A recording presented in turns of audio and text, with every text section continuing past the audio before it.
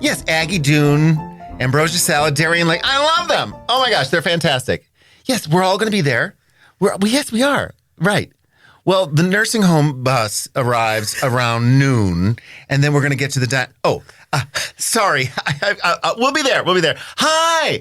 Oh my gosh. I'm so glad you're continuing to watch and enjoying Auntie. I am over the moon. I'm flipping my lid. This workhorse queen can't even believe the fun times and conversations I have been having. And today is no different. Movers, shakers, motivators, entrepreneurs. That's right. We've got them all. And today is no different. Who do I have here?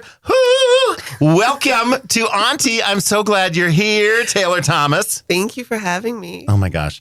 Now, have you ever used one of these phones in your lifetime? You are a little bit younger than me. I have not, actually. Yes. So when I told you to pick up the phone, you were like, is that the phone? Yeah, I was like, I'm going to do what you're doing. See, you could have had it upside down. You could have had it anyway. And I was obviously getting ourselves set up for lunch with the girls because, we're senior gals at the nursing home. No, we're not. But we do go to lunch like that. We can hang this up because watch, at Rockbox Studios, look at modern technology, all this stuff, things are recording and happening, and I have no idea how it happens. I don't. Fitz says, Mrs. Kasha Davis, arrive at said time. I get here, I get dressed in Zoom drag, which is from here up, and we just sit and have a conversation. Well, you look great. Well, you look great. Thank you. I am thrilled that you're here. Now, I'm trying to remember exactly. I know we met through Drag Story Hour at Blackfriars Theater, Imagination Station, and we had you as a guest. And at that time, you were bringing your mobile library, bookstore all throughout the city. Tell us a little bit about that before we talk about the fact you've got your own store. You've got your own Archivist books. Yeah. And it's a queer bookstore, and it's fabulous. Thank you. So tell us the history. Tell us a little bit how things got started and all that jazz. So I originally wanted to do like a mobile bookstore simply because I feel like accessibility to books is pretty limited, especially in Rochester where it's based. So that was like my main focus of just like trying to get it out to the people instead of having them come to me. So that was part of like the reason why I started that idea. Right.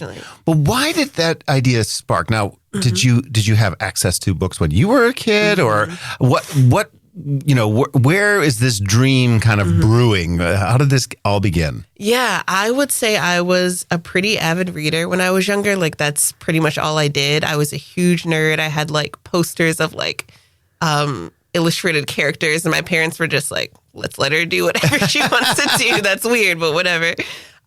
So I always knew that literature was going to be something that I did as like a career. I just didn't really know in like what component or aspect. So it was over the summer about 4 years ago where I sat down and I was like, I think that a bookstore, I mean, that feels like a bookish person's dream, but like maybe I could actually do it. So that's kind of like how it started, just like a thought of like, I should probably take the next step with this. So as a child, you're the one that's off to the side reading. Yes. So I imagine, my show is called Imagination Station. I imagine that that's a big part of imagination and creating different worlds and places. I would escape with theater that way, right? To be able to put on a show and gather people. But you found that safety in that place through reading. Much like, so we've got two daughters, my stepdaughters, and one is like, what are we going to do fun? And the other, her fun was reading. Yeah. And she too has gotten to the point now where she got her master's and she's in library sciences. And I didn't realize, being ignorant, I'm thinking, okay, so do you need a master's for the card catalog? Yeah. And that's not all there is. Yeah. There's so much more. Now, did you go to school for anything with regard to literature, or? So I got my bachelor's in English, and I did consider doing the library science. I have so much respect for people in libraries. They are not just like librarians, they're like archivists, they're social workers, there's so much that goes into There's it. so much it's more. impressive. It's very impressive. Yeah. She has taught me so much about the fact, her libraries conduct not the drag story hour, but some of them do, story hours. Okay, yeah. And after school programs. Yeah. And then, as you said, the archives. And then there are other types of information with regard to law firms. And this is, to me, again, Mrs. Kasha Davis, you don't know everything, right? And it was so wonderful to learn all of this. And you, though, said to yourself, and my heart sung the first time what did you remodeled a vintage trailer. Yeah. Yeah. And it's the coolest looking trailer. Yeah. And you said you want to bring this around the city of Rochester. Tell me some of what that experience was like. It was pretty chaotic. I am kind of a chaotic person. So I found this trailer listing online and I was like, I fell in love with it. Like, oh yeah, it's so cool. It was so pretty, like from the 60s, like still in good condition. So I said to my girlfriend, I'm like, we have to go get this trailer. But it was in Michigan. Oh. So she was like, I'm so stressed. I know where this is going. So the next day we drove to Michigan. And the next day. Yeah, got it. Yeah. Now that's love right there. Yes. She's great. Yeah. Oh my gosh. Yeah. So you had the trailer and it's funny. I'm looking online in preparation for our conversation today and I was just visiting your store. Yeah. And there were similarities to the vibe Yeah. and to the way it looked. Yeah. And so we'll show some photos for our viewers and for our listeners. Well, the listeners will have to go to YouTube to see the photos, but you know how it works. But a very welcoming place. What was it like when you would go into neighborhoods? Did you go to certain neighborhoods? Did you go to schools? How did that work? Yeah. So certain neighborhoods were primarily my focus. I am not from the area, so schools were a little difficult. I didn't really know where to start or where to go. But now that I've been a little bit more entrenched, I do have a few schools that like I'm able to partner with and like bring books to them. But that was the idea of just going to like underserved neighborhoods and bringing like specifically like queer literature to them. Right. Yeah. And you've had the connection with some of the schools now, which is also great. Yeah. And I think, obviously so needed. Now, where are you originally from? So I'm originally from like the Baltimore, Maryland area. Oh, yeah. Yeah. So I love it. It's a great place. But I really love Rochester. I feel like this is home for me for a while. So I feel the same way. Yeah. I moved here in my coming out stage to open a telemarketing business, hence the telephones. And it was like Oz for me. Now, see, I came from Scranton, Pennsylvania. Okay. And I don't believe there's one queer book that's made it through the Scranton. At least back when I was a kid. Yeah. No, it's much different now. It was a different time. And so coming here, Rochester has so much art and such a nice community. And it was really special for me. Now, Baltimore, obviously, is a bigger city really than Rochester. But what brought you to Rochester? My ex. Okay, here we go. This is the juicy details here. Yeah, always. It's always that. That's okay. Yeah, my ex brought me here. I didn't even know Rochester existed. Right. If I'm being honest. I know. I'm so sorry. Okay. But when I got here, I was like, the vibe, like the community is so welcoming. It's an incredibly queer city, which I just like wasn't expecting. So, I really love it here. Yeah. It's great. Yeah. Now, you've been here for how long? 6 years. 6 years. Yeah. Time is flying. Yes. Yes, it is. And now, so you had the idea to bring the bookstore to to different communities, as you were mentioning. What work were you doing at that point? Was this like a part-time fun thing to do, or how was this working out for employment? Yeah, so it was kind of like a passion project, if you will. I was working at the library at the time in Henrietta, and I really loved it. But I think working there really solidified for me that like libraries aren't, where I really want to be as much as I have like respect for it. So I was just kind of doing this on the side, and it's now like a full-time thing, but it's taken like some time to get there for sure. Yeah. What I love about what you just shared was the idea that, okay, I have this interest, and this interest leads me to the library. Yeah. And then that interest, then you say to yourself, instead of saying like, oh my gosh, I failed. Yeah. You've taken some of that experience and said, okay, now how can I use that in my next venture or which way I go? Yeah. I have the privilege of doing cameo messages for people, and it's so fun. Yeah. And birthdays, and so, a lot of times people are in a transition, and they're trying to figure out how to stay motivated through those things. And what I try to express is that in life, sometimes we're building a foundation, and that foundation in a house is muddy and it's messy and it's murky. Yeah. But it's necessary to be strong. So you had that experience and you said, I'm going to try this. And now what happened that made you say, I need to find a storefront? You have the idea of going sort of mobile, where you're going to different communities. Yeah. What led you to the idea, like, you know what? I think it's time for me to have the storefront. I will be honest, I did not know how to renovate this trailer at all. My girlfriend was like, what are you doing? It was definitely a learning curve again. Like, I'm definitely someone that just kind of like jumps in, figures it out. If it's not working, then I'm like, I have to pivot.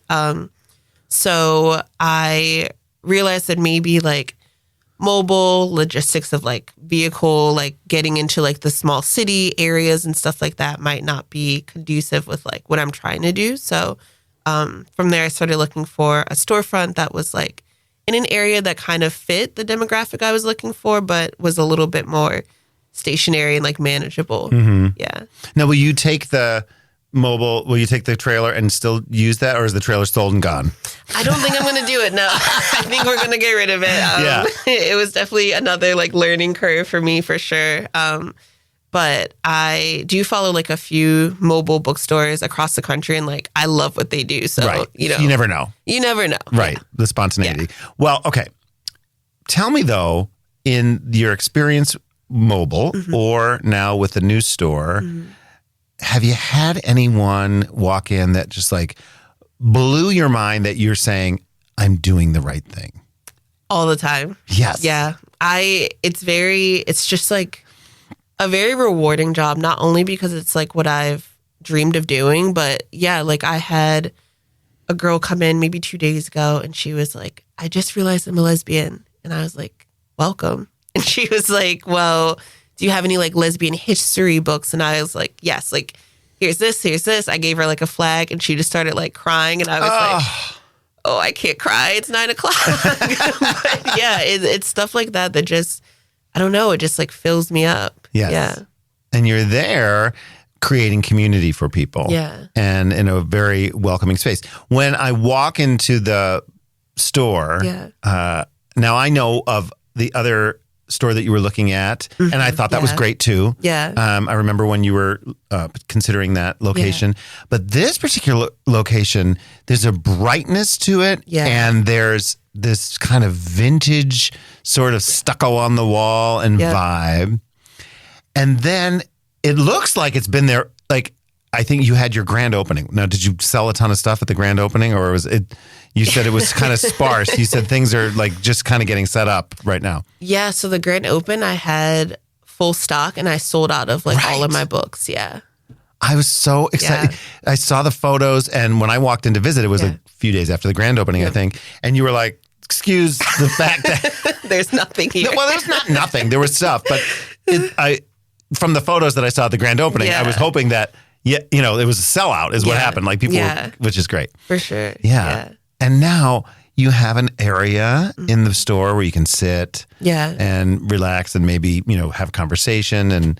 But what really just, I believe in when you meet somebody, you have a gut feel and an energy, and you just have this overwhelming kindness that comes from you. So sweet. Well, it's the truth. I feel that. And I was like, oh, connection, immediate connection. What, more to come is is what my intuition was telling me.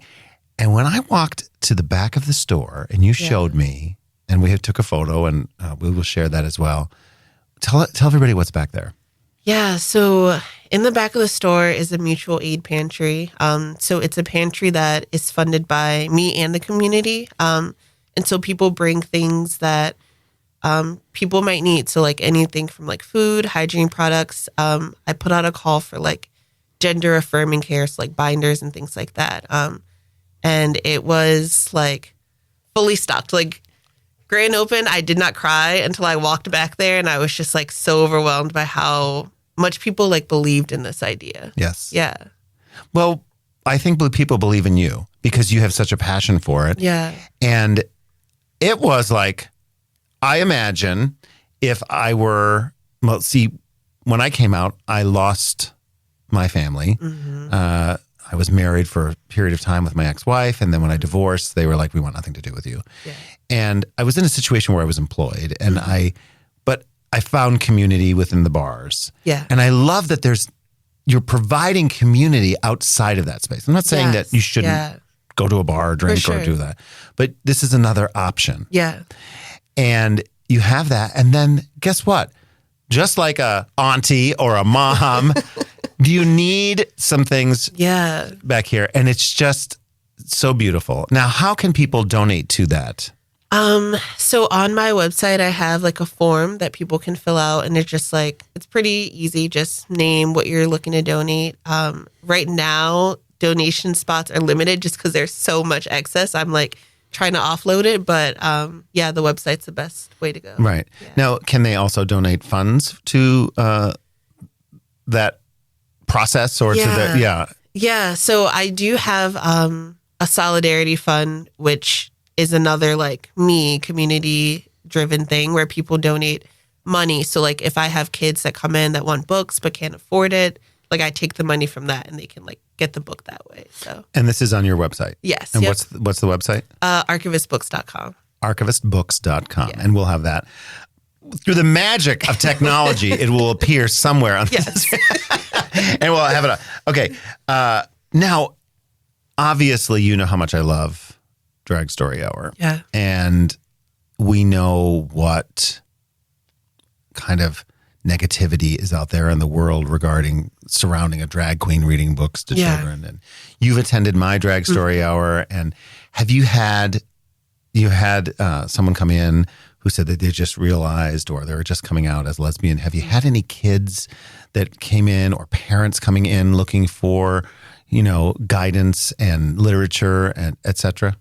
Yeah. Just yesterday, actually, I had a family come in and their child had to have been maybe like 7 or something. And they were like, they just came out to us and like, these are their pronouns. And like, do you have anything? So we were kind of talking about what I had on the shelves, and they picked up this like queer sticker book. It was like a bunch of like, just like rainbows and like queer iconography. And they were like so excited about it. And it's stuff like that also makes me feel happy that like the younger generation is getting like what maybe I or you didn't get. It feels really wonderful to like have a space for them and to be a leader. Yeah, you're a leader. You're a motivator. You're a leader, and I think what we take for granted, as mentioned, is that yes, there is negativity out there. Yeah, there are people who are going to be ignorant to certain things.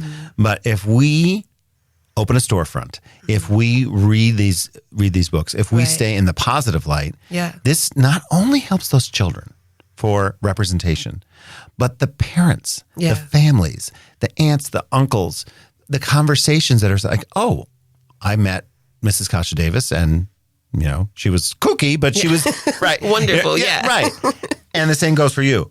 And I think this is so important because they will continue to have their representation. And I think sometimes the positivity is more of a simmer.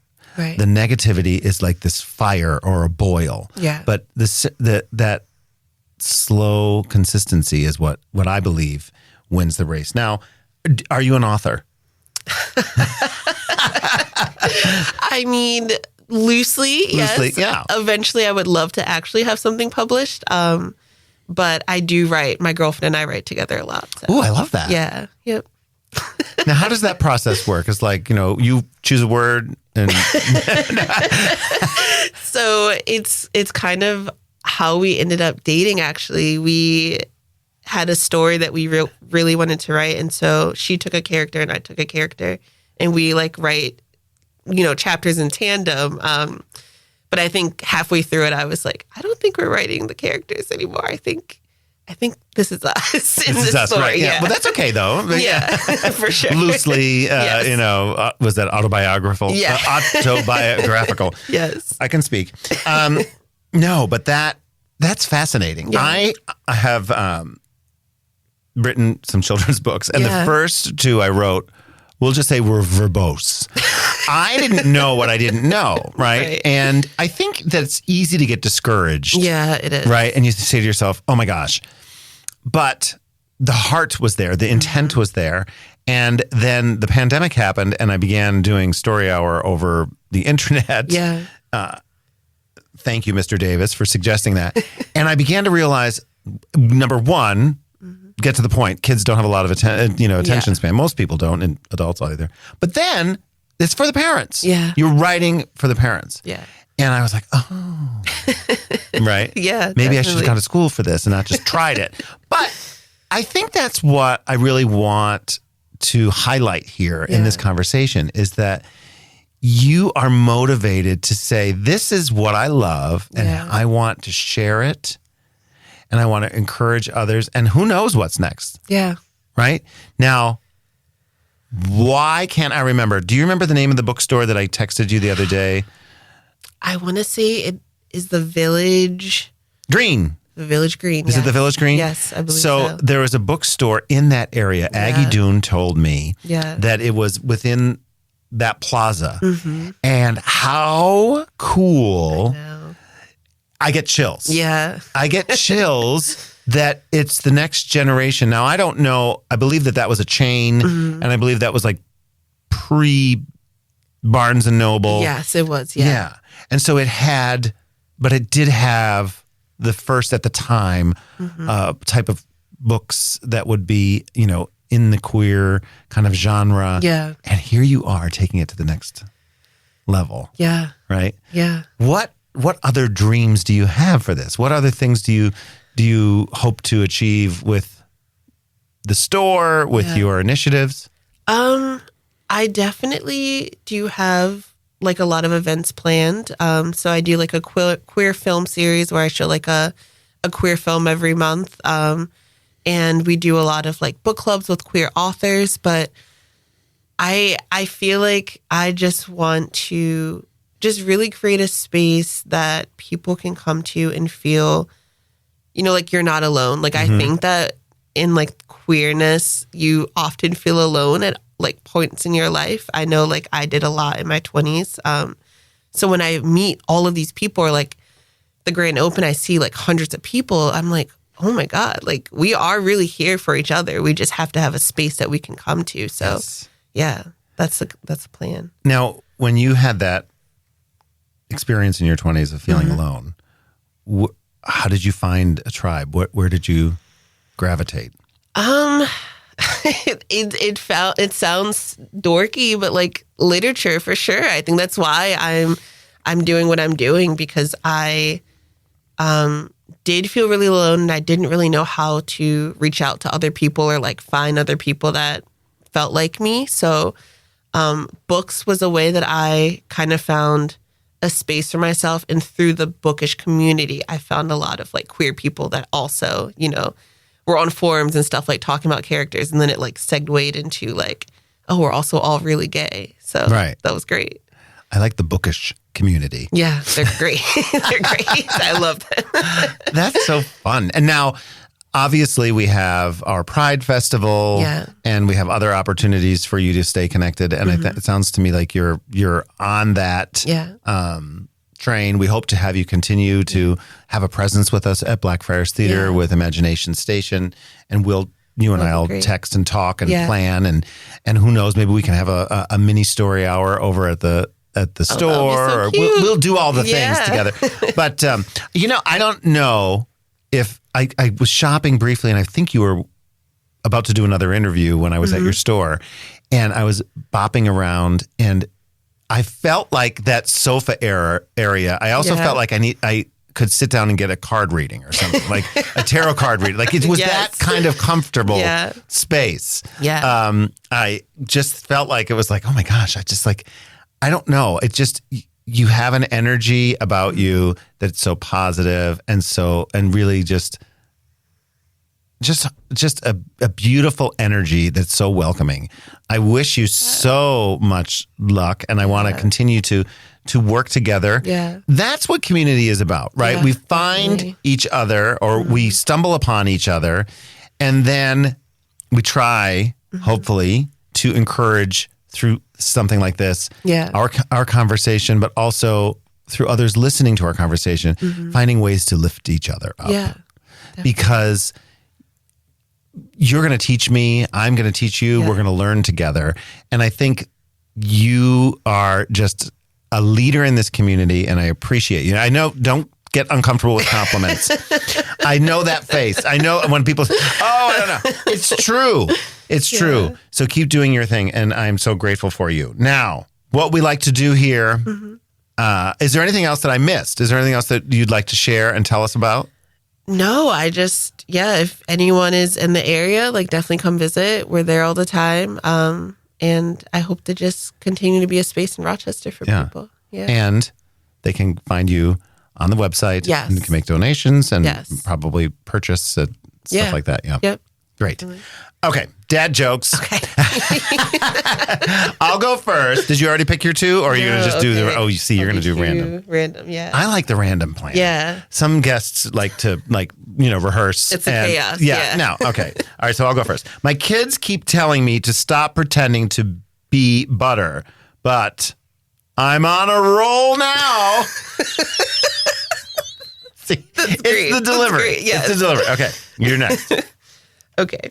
What did the right lung say to the left lung? And what did it say? We belong together. I love the Mariah Carey. Oh my gosh. Okay. Well, this is a fun one. How many lips do flowers have? 2 lips. Silly. On brand. How does a cucumber become a pickle? How? It goes through a jarring experience. I actually really love that. I like that. Aren't they great? They are great. They really are great. And I think part of what's great is that if you get the right person and you get to laugh together, really, because they're silly. Again, back to our daughters. We have one daughter that loves dad jokes, the librarian, and the other one makes sense. She just stares at me. And I'm like, you don't need to listen. Yeah. She's funny in her own way. Thank you so much for joining us today. You. And we're going to plan great things together. And I'm so excited to know you. And I'm grateful that there's another space that is a different alternative for our community. Agreed. So, yes. Yeah. Thank you so much. I appreciate you having me. Yes, I'm glad you're here. And I am glad you're here, listening, sharing, enjoying this just simple time with a little cup of coffee and some time together with some dad jokes here on Auntie. And if you would share, if you would like, if you have a suggestion for a guest, let us know. Message me on the www at mrskashadavis.com. And if you're in the Rochester area or beyond and you want to come in and find the best studio, you come right here to Rock Box Studio and Production, and you're going to have a great experience. Remember, there's always time for kindness. Bye for now.